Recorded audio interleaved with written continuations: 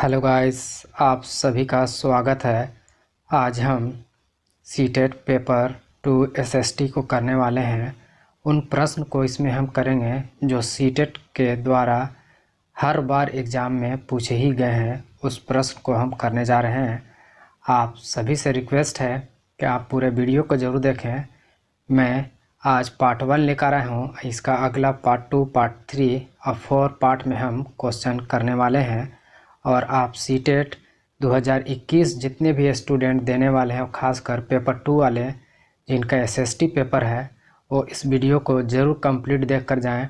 मैं इसका गारंटी देता हूँ कि इससे 20 से 25 प्रश्न 100% पूछे ही जाएंगे, क्योंकि सीटेट के द्वारा हर बार 20 से 25 प्रश्न जो होते हैं और रिपीटेड ही होते हैं। प्रीवियस ईयर के प्रश्न से डायरेक्ट उठाकर उसे पूछ दिया जाता है।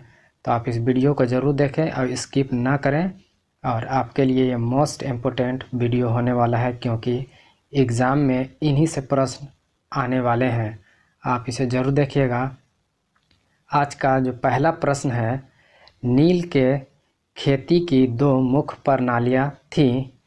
तो पहला ऑप्शन है नीज और सीढ़ीनुमा खेती, और ऑप्शन बी है नीज और कीज, ऑप्शन सी है नीज और रियायती, और ऑप्शन डी है खरीफ और रबी।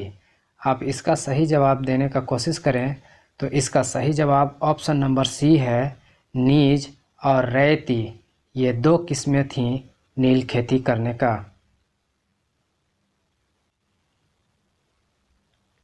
दूसरा प्रश्न, मध्यकालीन भारत में मंदिरों को खाली स्थान के केंद्र के रूप में माना जाता था।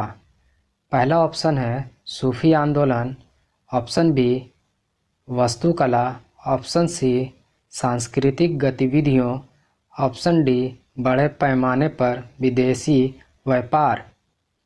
आप इसका सही जवाब देने का कोशिश करें। मुझे उम्मीद है कि आप अगर सीटेट के प्रैक्टिस सेट लगाए होंगे तो इसका जवाब दे चुके होंगे। तो इसका सही जवाब ऑप्शन नंबर बी है वास्तुकला।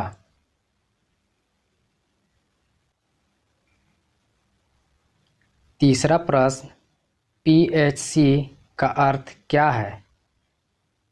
Option A public health corporation, option B private health centre, option C public health court, option D public health centre.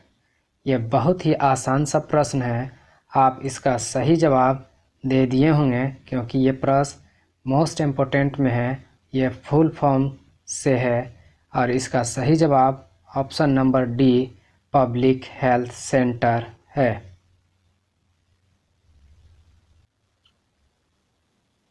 चौथा प्रश्न, जनहित याचिका द्वारा खाली स्थान आई है। ऑप्शन ए न्यायिक सक्रियता में गिरावट, ऑप्शन बी सरकारी कामकाज में बाधा, ऑप्शन सी न्याय मिलने में बढ़त, ऑप्शन डी न्याय मिलने में बाधा। ये भी एक आसान सा ही प्रश्न है, क्योंकि ये बहुत ही चर्चा में रहते हैं ये प्रश्न। और इसका सही जवाब ऑप्शन नंबर सी न्याय मिलने में बढ़त। जनहित याचिका के वजह से न्याय मिलने में थोड़ा टाइम लगता है। यह प्रश्न मोस्ट इम्पोर्टेंट है। पांचवा प्रश्न, भारतीय संविधान द्वारा दिया गया खाली स्थान नागरिकों को यह अनुमति देता है कि वे उच्च न्यायालय या सर्वोच्च न्यायालय जा सकते हैं यदि उन्हें ऐसा लगता है कि उनके मौलिक अधिकारों का सरकार द्वारा उल्लंघन हुआ है। ऑप्शन ए जीवन का अधिकार, ऑप्शन बी संवैधानिक उपचारों का अधिकार, ऑप्शन सी शोषण के विरुद्ध अधिकार, ऑप्शन डी समानता का अधिकार। आप इसका सही जवाब देने का कोशिश करें। तो इसका सही जवाब ऑप्शन नंबर बी संवैधानिक उपचारों का अधिकार।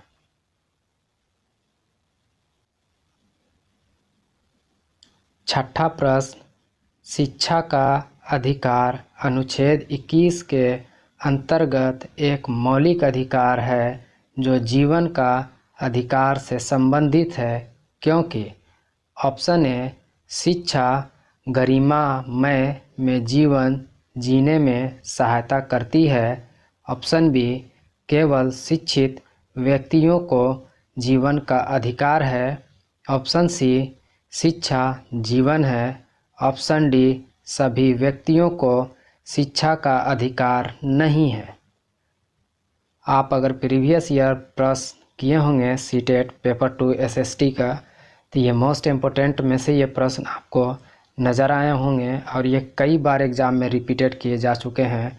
तो इसका सही जवाब ऑप्शन नंबर ए है, शिक्षा गरिमामय में जीवन जीने में सहायता करती है।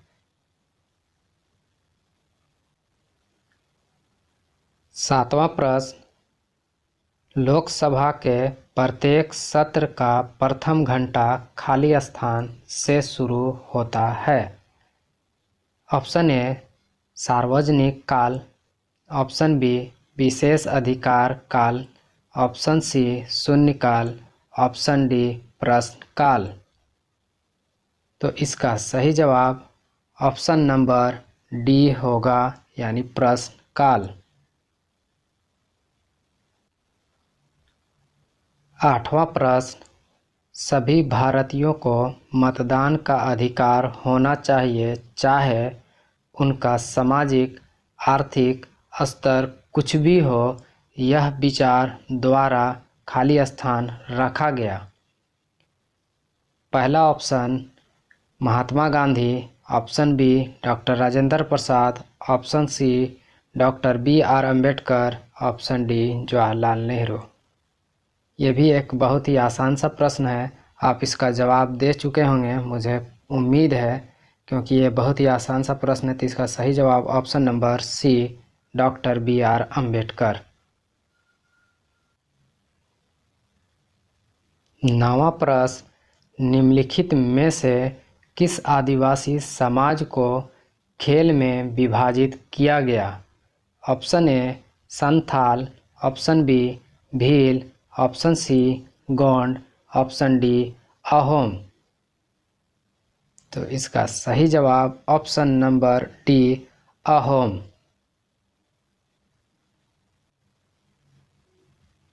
दसवां प्रश्न, निम्नलिखित में से ग्रहों का कौन सा संयोजन गैसीय ग्रह कहलाता है। Option A Brihaspati, Shani, Uranus, Neptune. Option B Brihaspati, Mangal, Prithvi, Neptune. Option C Shukra, Brihaspati, Mangal, Shani. Option D Mangal, Shukra, Shani, Uranus. आपको एक बात याद होगा, इससे पहले हम एनसीईआरटी एमसीक्यू जो कर रहे थे उस चैप्टर में हम बता चुके थे, सौरमंडल चैप्टर में, कि जो भी ग्रह हैं 8 सौरमंडल में, उसे 2 कैटेगरी में बांटा गया है। एक है आंतरिक ग्रह, एक है बाह्य ग्रह। और जितने भी आंतरिक ग्रह हैं उनके जो सतह होते हैं गैसीय नहीं होते हैं बल्कि ठोस होते हैं। अब जितने भी आउटर यानी बाह्य ग्रह हैं उनके जो सतह हैं वो गैसीय हैं। तो अगर ये आपको याद होगा, अगर उस वीडियो को आप देखे होंगे तो इसका सही जवाब आप दे चुके होंगे। तो इसका सही जवाब ऑप्शन नंबर ए होगा, बृहस्पति, शनि, यूरेनस और नेपच्यून। ये आउटर ग्रह हैं और इनके सतह जो होते हैं एक गैसीय हैं। आउटर होने के साथ साथ इस ग्रह को पृथ्वी से देखा नहीं जा सकता है, और जितने भी आंतरिक ग्रह है इसे पृथ्वी से देखा जा सकता है। ये भी याद आप रखिएगा। 11वां प्रश्न, निम्नलिखित में से किस पर ब्रिटिश संसद द्वारा महाभियोग चलाया गया था। ये प्रश्न बहुत ही इम्पोर्टेंट है। आपको एक बात याद होगा कि 1750 में वारन हेस्टिंग भारत आए थे, और जब ये 1785 में वापस ब्रिटेन रिटर्न गए थे तो उस समय ब्रिटेन संसद के द्वारा इन पर महाभियोग चलाया गया था। ये क्लर्क बनकर आए थे भारत में 1750 में, और यहाँ आने के बाद ये भारत के नहीं, ये बंगाल के प्रथम गवर्नर जनरल बने थे। ये बात आप याद रखिएगा। 1785 में ये गवर्नर जनरल थे, यहाँ बने हुए थे, और जब ये रिटर्न करके गए ब्रिटेन तो 1785 में इन पर महाभियोग चलाया गया था। और ये भी याद रखिएगा, वारन हेस्टिंग जो थे ये मोस्ट इम्पोर्टेंट है, क्योंकि यहाँ पे बहुत लोग कंफ्यूज कर जाते हैं कि भारत के प्रथम गवर्नर जनरल कौन थे, तो वारन हेस्टिंग नहीं थे। यहाँ पे ये याद रखिएगा, ये बंगाल के प्रथम गवर्नर जनरल थे वारन हेस्टिंग, ये आप याद रखिएगा, यहाँ कंफ्यूज मत कीजिएगा। अब भारत के गवर्नर जनरल जो थे और तो इसका सही जवाब ऑप्शन नंबर डी हो जाएगा, ये याद रखिएगा। 12वां प्रश्न, निम्नलिखित में से कौन सा राज्यों का संयोजन त्रिविभाजन संघर्ष में शामिल था? तो ऑप्शन ए है राष्ट्रकूट, पाल, गुर्जर, प्रतिहार। ऑप्शन बी पाल, चोल, गुर्जर, प्रतिहार। ऑप्शन सी चोल, राष्ट्रकूट, पाल। ऑप्शन डी पल्लव, पाल, राष्ट्रकूट। तो इसका सही जवाब आप देने का कोशिश करें तो इसका सही जवाब ऑप्शन नंबर ए है राष्ट्रकूट और पाल और गुर्जर। ये दोनों उत्तर भारत में 3 उदयन शक्तियाँ, यानी ये शक्तिशाली राजाएं थे, राष्ट्रकूट और पाल और गुर्जर प्रतिहार। ये एक तरह से कन्नौज पर शासन करने के लिए तीनों में एक दूसरे में मुकाबला होते रहता था। 13वां प्रश्न, ब्रिटिश सरकार द्वारा सन 1857 में निम्नलिखित में से कौन से 3 विश्वविद्यालय स्थापित किए गए? ऑप्शन ए कलकत्ता, बम्बई तथा पंजाब। ऑप्शन बी कलकत्ता, बम्बई तथा दिल्ली। ऑप्शन सी कलकत्ता, बम्बई तथा मद्रास। ऑप्शन डी कलकत्ता, बम्बई तथा बनारस। आप इसका सही जवाब देने का कोशिश करें। आपको ये आंसर मालूम होगा क्योंकि 8 क्लास के बुक में ये एनसीईआरटी में दिया हुआ है। तो इसका सही जवाब option number C Calcutta, Bombay, Madras. और ये जो एक तरह से किए थे तो 1856 से 1862 तक लॉर्ड कैनिंग जो थे ये भारत का अंतिम गवर्नर जनरल थे, ये याद रखिएगा। और ये पहले भारत के गवर्नर जनरल थे और ये अंतिम भी गवर्नर जनरल रहे। और इसी के बीच में गवर्नर जनरल के जो पद थे इसे हटा दिया जाता है और हटाकर वायसराय का पद बनाया जाता है। और ये लॉर्ड कैनिंग जो थे ये प्रथम वायसराय भी भारत के रहे हैं, ये भी याद आप रखिएगा, मोस्ट इम्पोर्टेंट प्रश्न है।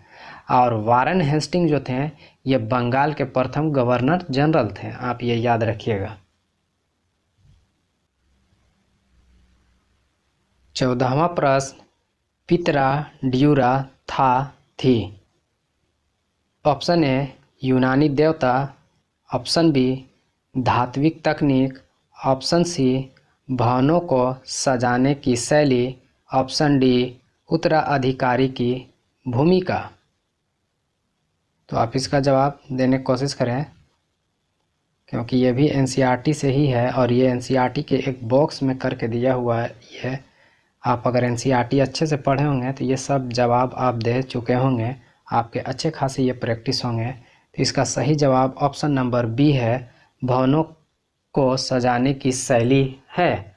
और ये याद रखिएगा, ये सजाने की जो शैली थी ये दक्षिण एशिया में प्राचीन कैरी के नाम से भी जाना जाता था, यानी इसे हम लोग कैरी के नाम से भी इसे जाना जाता है, आप ये याद रखिएगा। और इसके साथ साथ ये पत्थर पर चित्रकारी बनाने या नक्शकारी से संबंधित, ये पत्थर पे चित्रकारी किए जाते थे। पितरा ड्यूरा ये याद रखिएगा, पितरा ड्यूरा इसे कहते हैं, या दक्षिण एशिया के जगह हैं वहाँ पे इसे कैरी के नाम से भी जाना जाता था।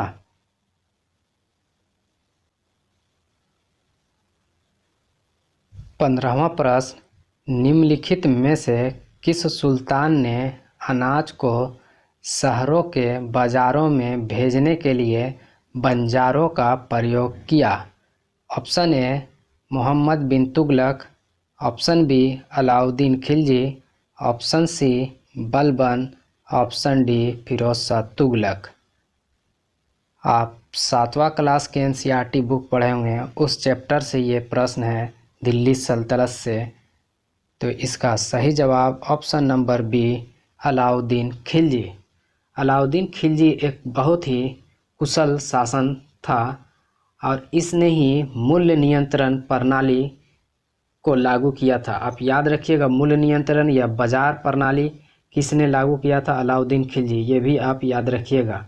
ये एक ऐसे बादशाह थे, मिलावट और कम तौलने पर ये बहुत सख्त अपने रुख अपनाते थे। यानी अगर कोई कम तौलता था तो उसके मांस को काट कर उसमें तौल दिया जाता था और बराबर वजन कर दिए जाते थे। तो ये याद रखिएगा।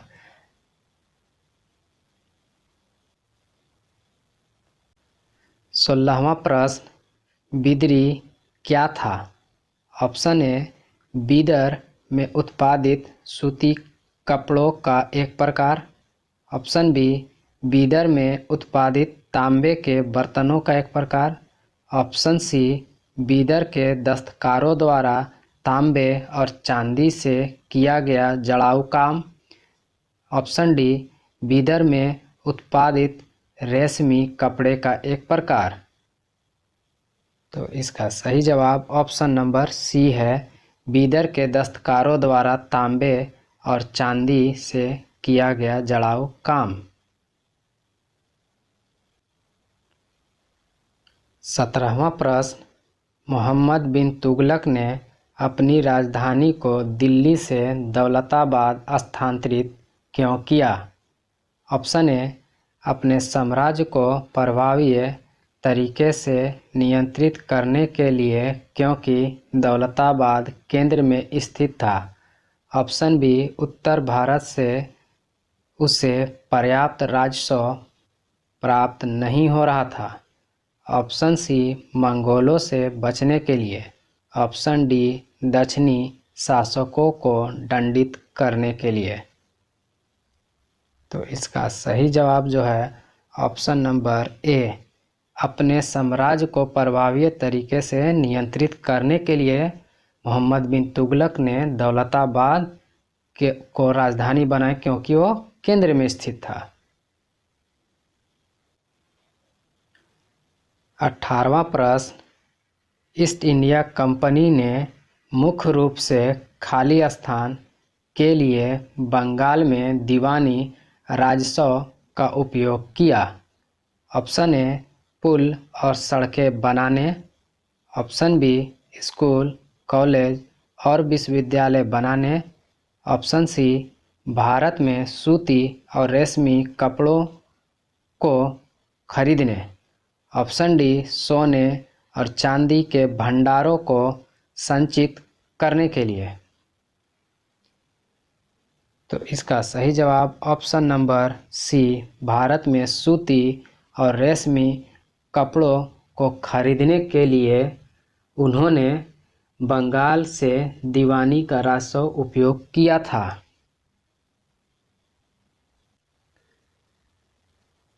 19वां प्रश्न, ईस्ट इंडिया कंपनी ने 1651 में बंगाल में हुगली नदी के किनारे फैक्ट्री स्थापित की।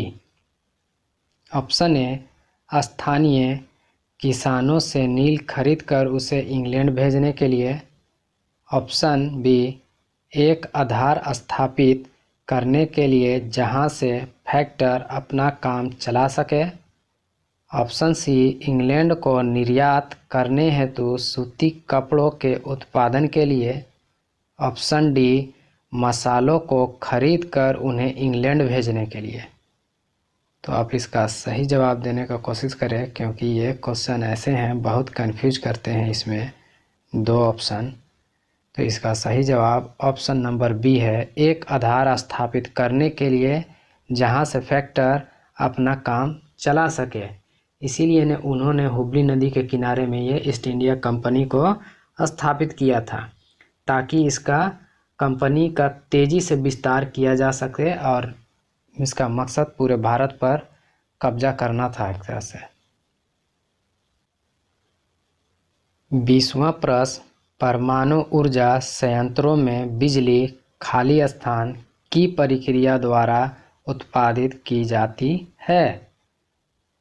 ऑप्शन ए नाभिकीय संगठन, ऑप्शन बी परमाणविक कंपन, ऑप्शन सी नाभिकीय संलयन, ऑप्शन डी नाभिकीय विखंडन।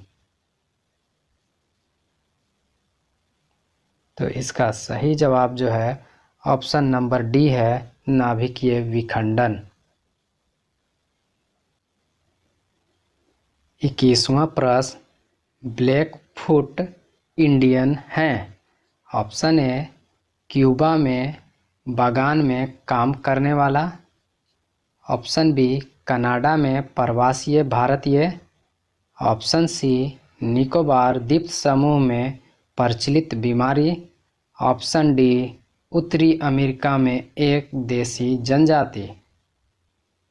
तो इसका सही जवाब ऑप्शन नंबर डी, उत्तरी अमेरिका में एक देसी जनजाति।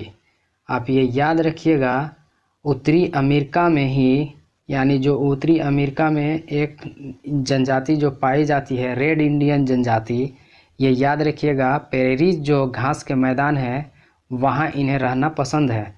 तो आप रेड इंडियन, अगर आपसे पूछा जाए कि रेड इंडियन जनजाति किस देश से हैं, तो आप इंडिया ना मार दे रेड इंडियन देखकर, ये इंडियन नहीं है, बल्कि ये उत्तर अमेरिका में पाए जाने वाली जनजाति है। इंडिया में नहीं पाए जाते हैं, क्योंकि जानबूझकर आपको इंडिया उस ऑप्शन में डाल दिया जाएगा। आप रेड इंडियन देखकर इंडिया को टिक कर देते हैं, ऐसा नहीं है।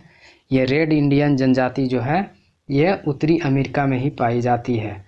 और उसी तरीक़ा से ये भी एक ब्लैकफुट इंडियन जो है ये उत्तरी अमेरिका की एक देसी जनजाति है। ये दो जनजाति अमेरिका में, ब्लैकफुट और इंडियन रेड इंडियन, ये दोनों याद रखिएगा। 22वां प्रश्न, पवन क्रियाएं छत्रक सेल बनाती है जो प्रायः खाली स्थान में पाए जाते हैं? ऑप्शन ए रेगिस्तानों, ऑप्शन बी उष्णकटिबंधीय तटीय क्षेत्रों, ऑप्शन सी पहाड़ों, ऑप्शन डी पठारों। तो इसका सही जवाब जो है ऑप्शन नंबर ए रेगिस्तानों। इसमें ये याद रखने वाला है कि जो कठोर चट्टान होते हैं उनके नीचे की जो परत जो होती है वो कोमल होती है। अब पवन के द्वारा लगातार जो क्रियाएं होती हैं और कोमल चट्टानें नीचे से अपर्दित हो जाती हैं। अपर्दित होने के बाद जो कठोर चट्टानें ऊपर में छतरी की तरह इस टाइप से बन जाती है और इसी को हम छत्रक सेल कहते हैं। ये एक छतनुमा दिखाई देने लगता है। ये ज़्यादातर आपको रेगिस्तान में मिलेगा। यहाँ पे ये सेब पतला होते हैं और ये इस टाइप का ऊपर में रहेगा। ये अपर्दित हो जाते हैं, ये नीचे वाले ही से। ये कॉमन होते हैं, ये पवन से लगातार क्रिया करके ये अपर्दित हो जाते हैं। आप ये याद रखिएगा। 23वां प्रश्न, भारत की मानक देशांतर है? ये तो बहुत ही आसान सा प्रश्न है, क्योंकि इसका जवाब सभी लोग को मालूम ही होगा, क्योंकि इसका सही जवाब जो है ऑप्शन नंबर बी है 82.5 डिग्री पूर्वी देशांतर। इलाहाबाद के जो नैनी जगह है वहाँ से ये गुजरती है। आप ये याद रखिएगा।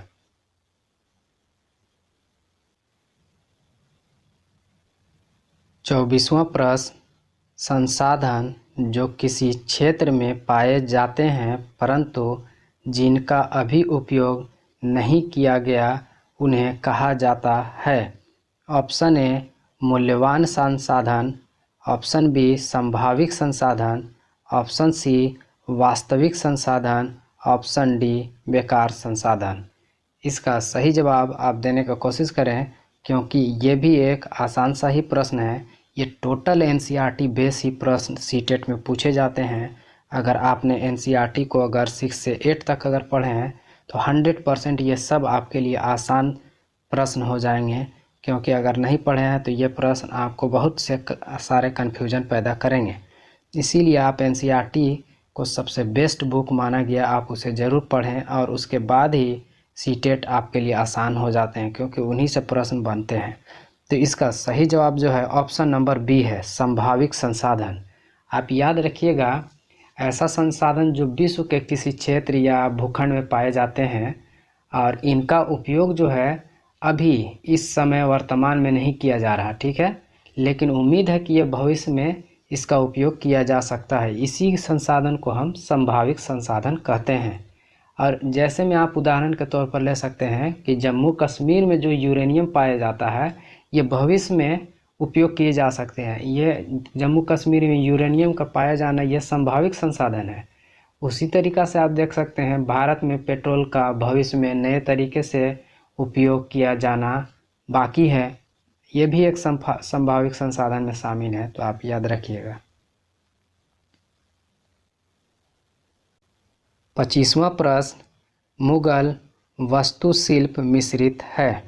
ऑप्शन ए तुर्की व फारसी शैलियों का, ऑप्शन बी अरब भारतीय शैलियों का, ऑप्शन सी फारसी व भारतीय शैलियों का, ऑप्शन डी तुर्की व अफ़गान शैलियों का। तो इसका सही जवाब जो है ऑप्शन नंबर सी है, फारसी व भारतीय शैलियों का। क्योंकि अकबर के टाइम में जो था, फारस और भारत के कलाकार बहुत ज़्यादा थे और इसी वजह से भारतीय और फारसी जो थे, इनकी शैलियों का मिश्रण मुगल को माना जाता है।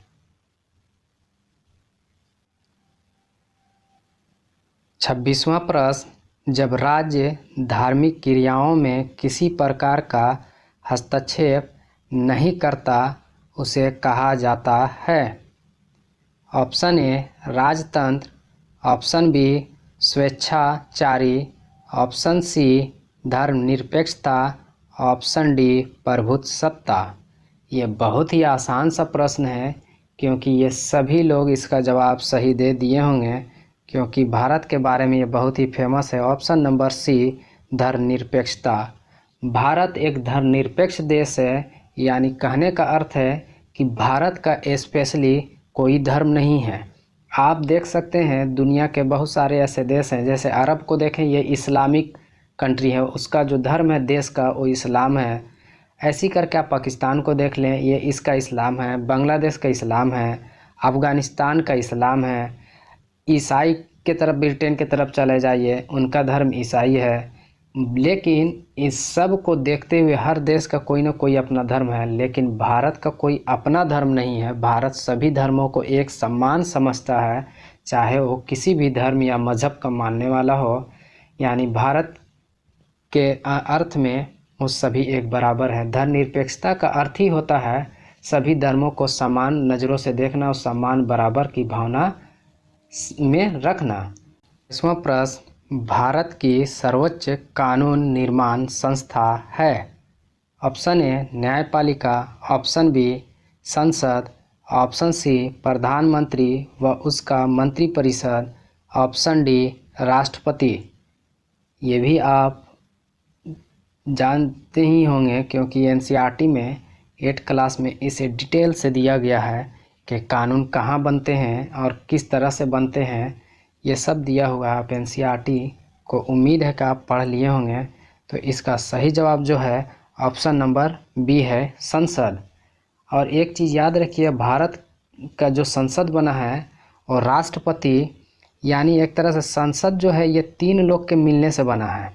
एक तरफ राष्ट्रपति हैं और दूसरे तरफ राज्यसभा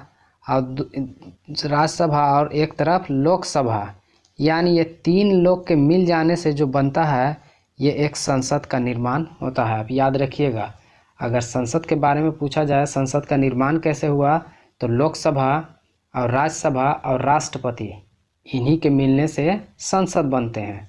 और संसद में एक जो है भारत का संघीय विधायिका है, क्योंकि हर कानून, नया कानून हो, वो सब संसद से ही बनते हैं और पारित भी होते हैं, ये याद रखिएगा आप। 28वां प्रश्न, जब कोई शिलाखंड दबाव व कठोरता के कारण परतदार शैल में बदल जाते हैं उन्हें कहते हैं। ऑप्शन ए प्रारंभिक शैल, ऑप्शन बी आग्नेय शैल, ऑप्शन सी कायांतरिक शैल, ऑप्शन डी अवसादी शैल। तो इसका सही जवाब जो है ऑप्शन नंबर डी है, अवसादी शैल। अवसादी शैल जो है वो परतदार होती है, आप याद रखिएगा। और ये बलुआ पत्थर इसके उदाहरण हैं। बलुआ पत्थर, चूना पत्थर, स्लेट, नमक की चट्टानें इत्यादि जो है ये सब अवसादी शैल के उदाहरण हैं। और ये आपसे मोस्ट इम्पोर्टेंट जो क्वेश्चन पूछे जा सकते हैं, आप इसे नोट कर लीजिएगा कि आगरा का लाल किला जो है वो किस चट्टान से बने हैं। तो आप याद रखिएगा इसी अवसादी के उदाहरण यानी बलुआ पत्थर से बने हैं। और दिल्ली का लाल किला भी जो है ये भी बलुआ पत्थर से बने यानी अवसादी चट्टान का बना है, ये याद रखना है। और इसमें एक और मोस्ट इम्पोर्टेंट जो प्रश्न है कि कौन सी ऐसी चट्टानें हैं जिसमें वनस्पति और जीव जंतु का जीवाश्म पाया जाता है, तो इसी अवसादी चट्टान में है। यानी एक ही प्रश्न से 4-5 प्रश्न बन रहे हैं। आप इन्हें अपने कॉपी में नोट करते जाइएगा क्योंकि इनसे ही प्रश्न बनते हैं। 29वां प्रश्न, किस काल में कर प्रथा का विशिष्ट महत्व था? ऑप्शन ए गुप्त काल, ऑप्शन बी हड़प्पा सभ्यता, ऑप्शन सी वैदिक काल, ऑप्शन डी महाजनपद काल। तो आप इसका सही जवाब देने का कोशिश करें क्योंकि ये भी एक मोस्ट इम्पोर्टेंट प्रश्न है।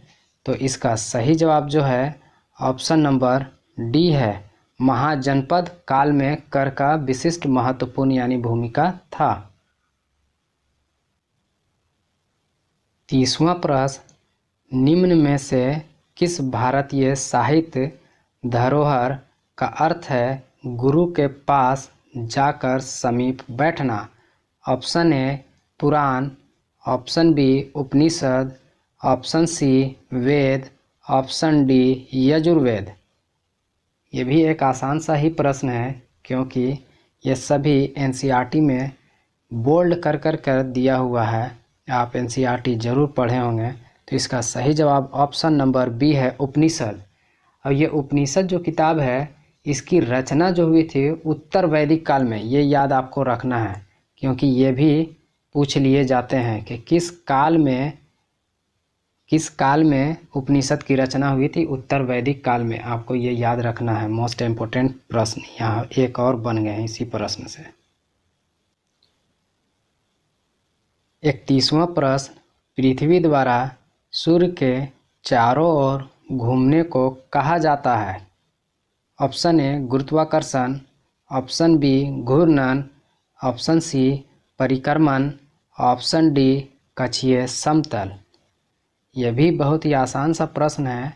अगर आप प्रैक्टिस नहीं किए होंगे तो आपको दो ऑप्शन जो हैं खासकर कन्फ्यूजन कर रहे होंगे, ऑप्शन बी और सी।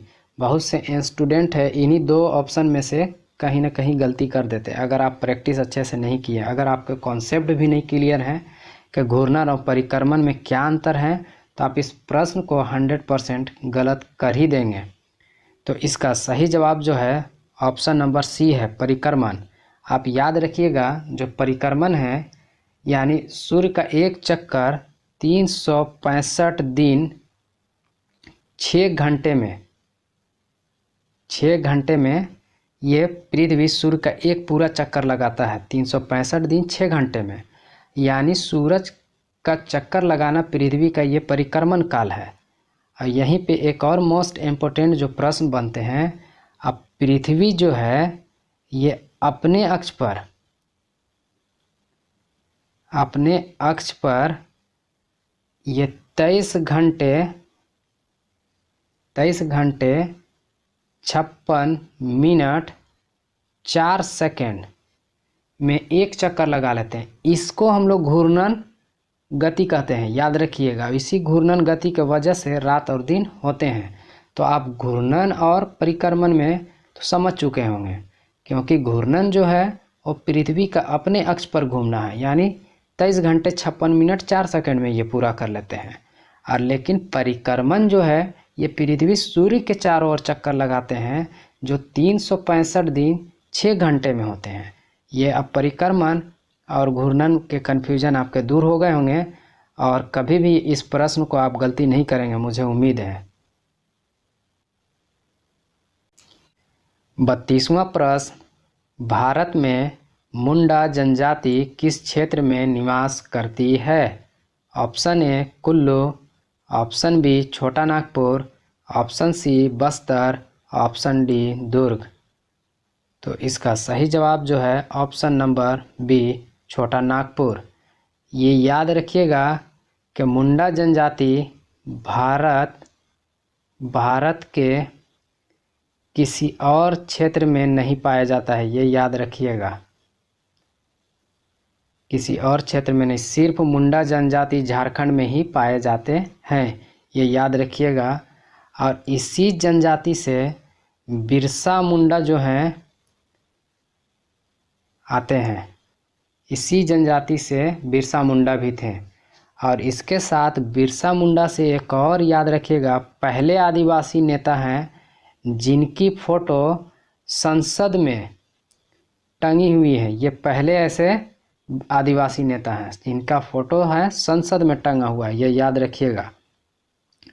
और इसके साथ साथ ये भी याद रखिएगा, झारखंड की राजधानी रांची जो है, यहाँ पर एक एयरपोर्ट है, उस एयरपोर्ट का बिरसा मुंडा एयरपोर्ट ही है, ये भी याद रखिएगा।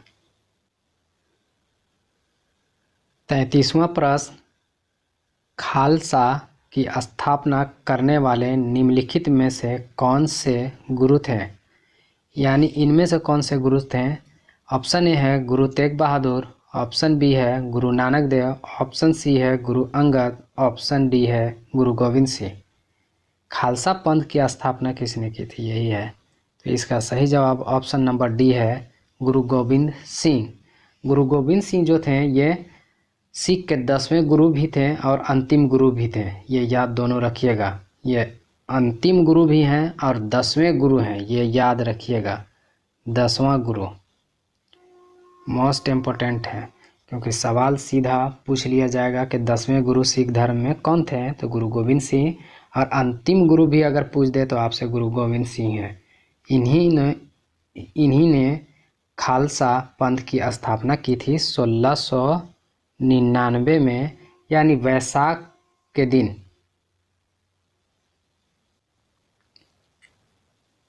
चौंतीसवां प्रश्न, विश्व शांति का विचार किस मुगल शासक ने बढ़ाया?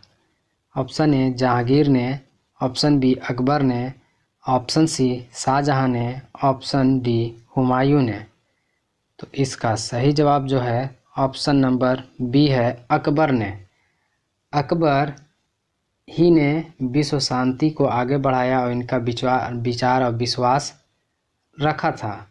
और यहाँ पर एक मोस्ट इम्पोर्टेंट जो है 1582 में अकबर ने दीने इलाही, ये मोस्ट इम्पोर्टेंट प्रश्न है, याद रखिएगा।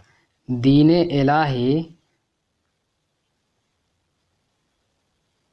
इलाही धर्म की स्थापना की थी 1582 में, ये याद रखिएगा। दीने इलाही धर्म की स्थापना अकबर ने की थी, ये भी मोस्ट इम्पोर्टेंट इसी प्रश्न से निकले हैं ये प्रश्न।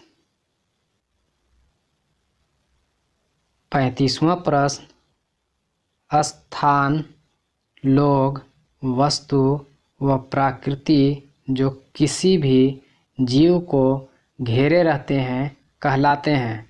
ये तो बहुत ही आसान सा प्रश्न है, आप इसका सही जवाब दे दिए होंगे, मुझे उम्मीद है।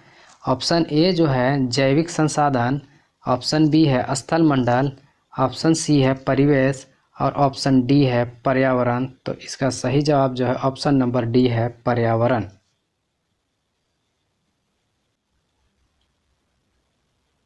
36वां प्रश्न, पिंड जिसमें अपनी ऊष्मा व प्रकाश नहीं हो लेकिन वे तारों की रोशनी से चमकते हैं, उन्हें कहा जाता है। ऑप्शन ए खगोलीय पिंड, ऑप्शन बी तारे, ऑप्शन सी तारामंडल, ऑप्शन डी ग्रह।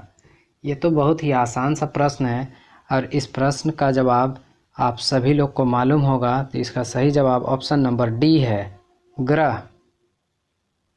ग्रह का अपना प्रकाश नहीं होता है, रिफ्लेक्ट ऑफ लाइट से ये चमकते हैं, ये याद रखिए। 37वां प्रश्न निम्नलिखित में से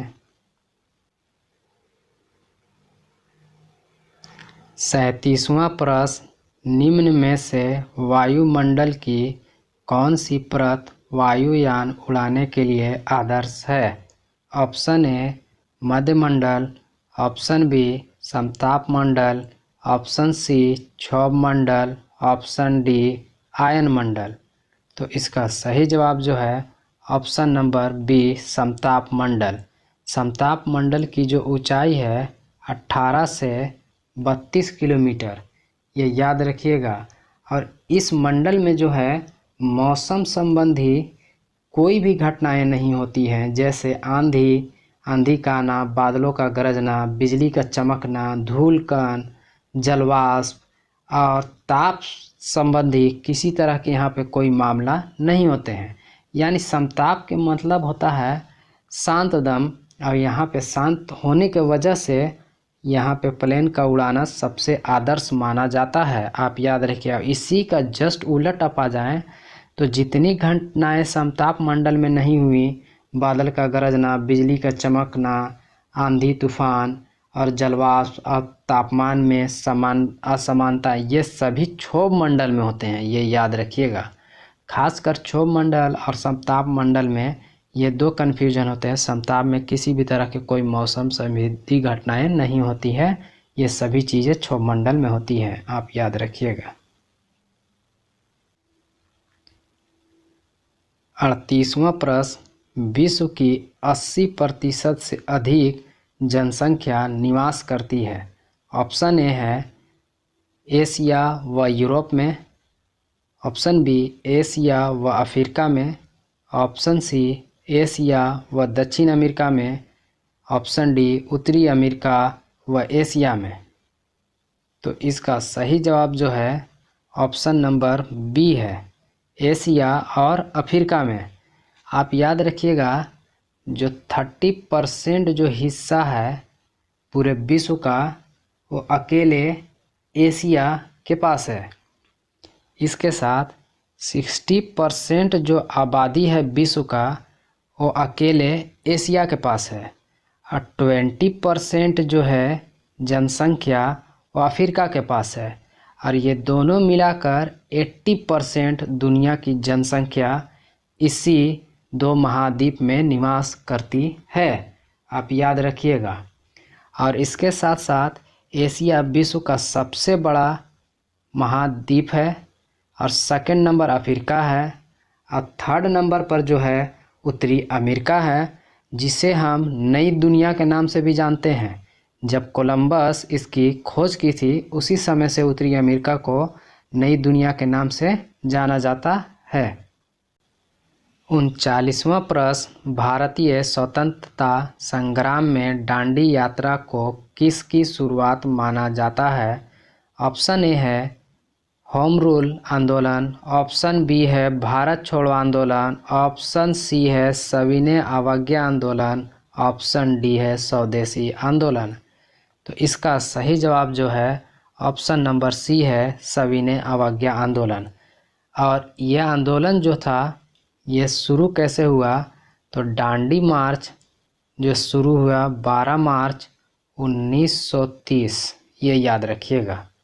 12 मार्च 1930 को गांधी जी ने 78 समर्थकों के साथ साबरमती आश्रम से पैदल 24 दिन की यात्रा करने के पश्चात जब वो 6 अप्रैल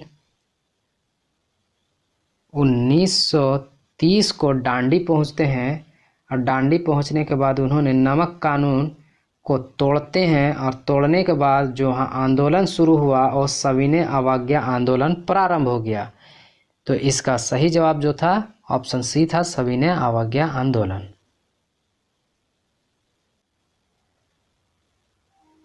40वां प्रश्न, भारत में राज्य के राज्यपाल की नियुक्ति कौन करता है?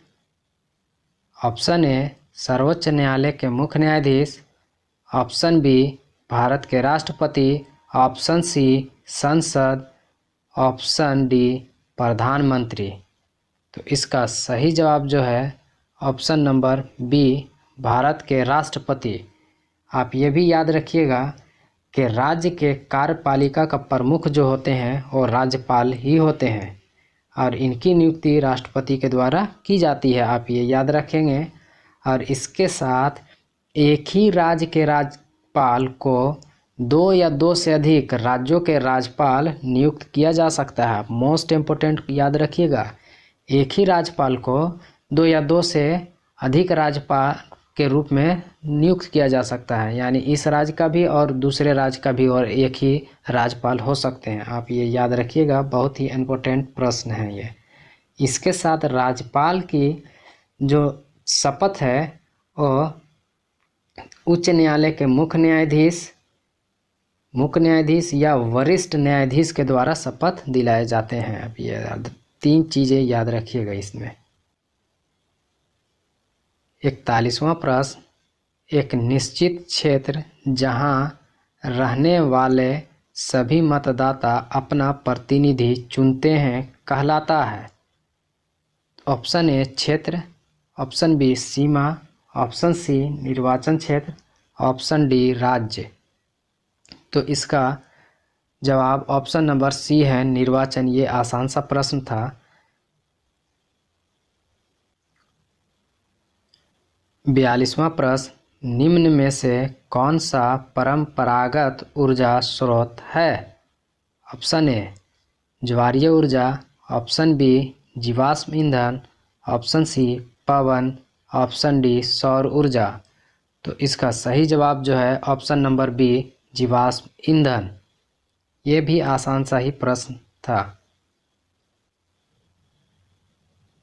43वां प्रश्न, उत्तरी अमेरिका का पूर्वी तट व जापान के आसपास समुद्र मत्स्य प्रचुर है क्योंकि? ऑप्शन ए गर्म, यहाँ पर एक टाइपिंग मिस्टेक है, हवा नहीं, गर्म व है, गर्म व ठंडी धाराओं का मिलन है।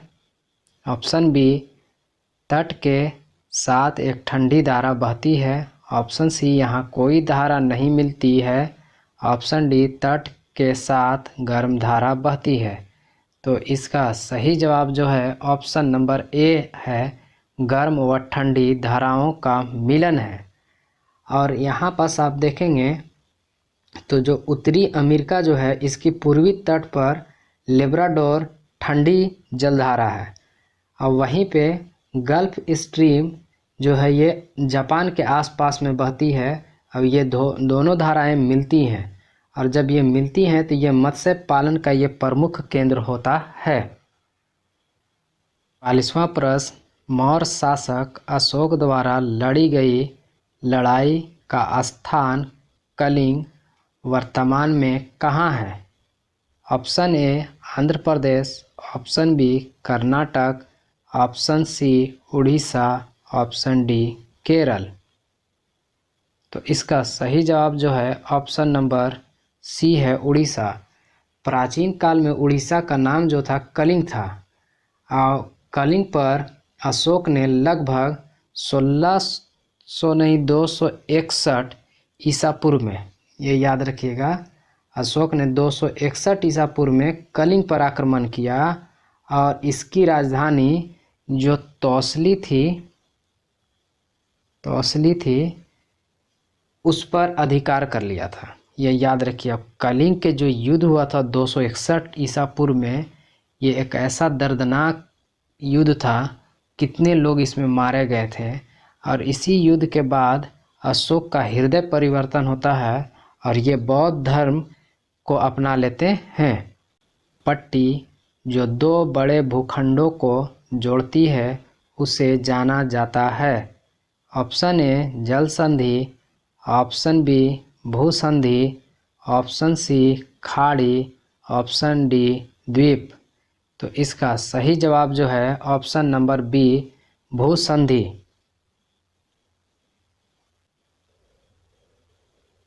46वां प्रश्न, सूफी संतों के मकबरे को कहा जाता है?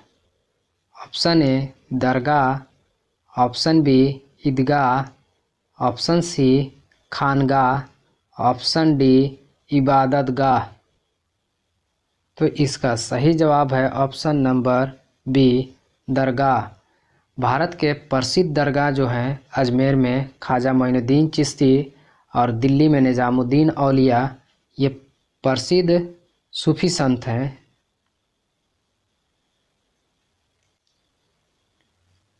सैंतालीसवां प्रश्न, निम्नलिखित में से कौन सा पूरा पाषाण स्थल है? Option A Burzahom, option B Imamgaon, option C Hallur, option D Bhimbetka. तो इसका सही जवाब जो है ऑप्शन नंबर डी, भीमबेटका। 48वां प्रश्न, मौसमी उपकरणों के द्वारा मौसम संबंधी सूचनाएं एकत्र करना उदाहरण है? ऑप्शन ए प्राथमिक आंकड़ों का, ऑप्शन बी द्वितीयक आंकड़ों का, ऑप्शन सी, 2 बार मिस्टेक हो गए, टाइपिंग मिस्टेक यहाँ पे, ये तृतीयक है, आप कर लीजिएगा। अब इनमें से कोई नहीं, तो इसका सही जवाब जो है ऑप्शन नंबर ए है, प्राथमिक आंकड़ों का।